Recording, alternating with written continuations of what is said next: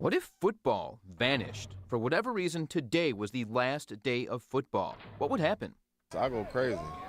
I don't know what I would do, actually. It'd be hard. Nights like this, Friday night, then you have Saturday college and Sunday NFL and Monday NFL and Thursday NFL.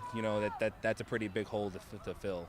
Just how would we fill that hole? Not only the 3 hours on a Sunday, but the hole in the economy, the hole in our culture, and in our social calendars. Let's start with the economy. NFL teams are a major part of a city's identity, but actually not so much its economy. The scholarly research on this topic is pretty conclusive that adding or subtracting an NFL team from a city really doesn't have that large of an impact on the local economy. That's based long-term on Los Angeles losing the Rams and Raiders, and more recently, St. Louis and San Diego losing the Rams and Chargers.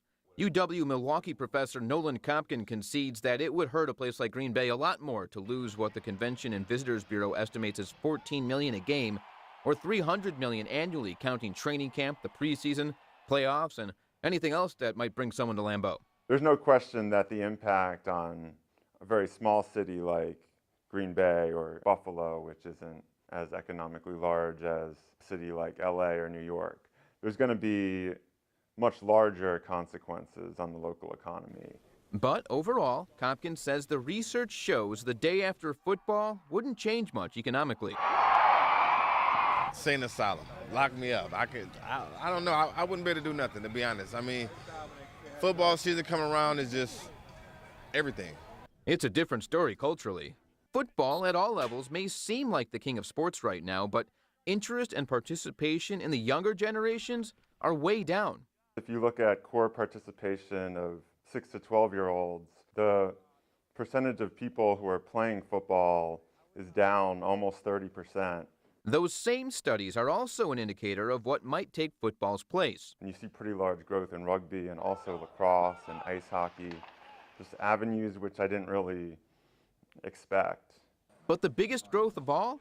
Esports, video games, and especially watching people play video games.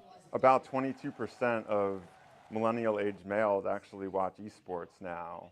I mean, it really is a very growing industry, and esporting events have actually filled up some of the largest arenas in this country. Decades ago, there was big-time college football right here in Milwaukee. UW-Milwaukee dropped football in 1974. Marquette dissolved its team in 1960. It used to play right here at Quad Park on St. Paul. It certainly had its successes. You know, the 1936 team went 7-1, went to the Cotton Bowl. There were only two bowls at that time, the Rose Bowl and the Cotton Bowl, so they're considered one of the top 4 teams in the country. But an ill-conceived move from Quad Park to County Stadium killed attendance, and the medical college was losing a lot of money. Marquette had to do something. So the decision was made December 9th, 1960, after the last season.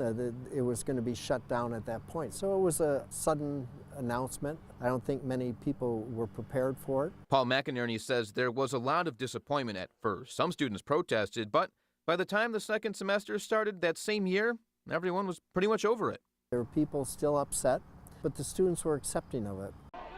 Could we accept a world without football? Sure. Maybe take a few more vacations, maybe go for a ride in the fall, see the pretty colors up north, maybe just spend time with family. But what would we talk about? In Milwaukee, Mike Kirkhoff, CBS 58 News.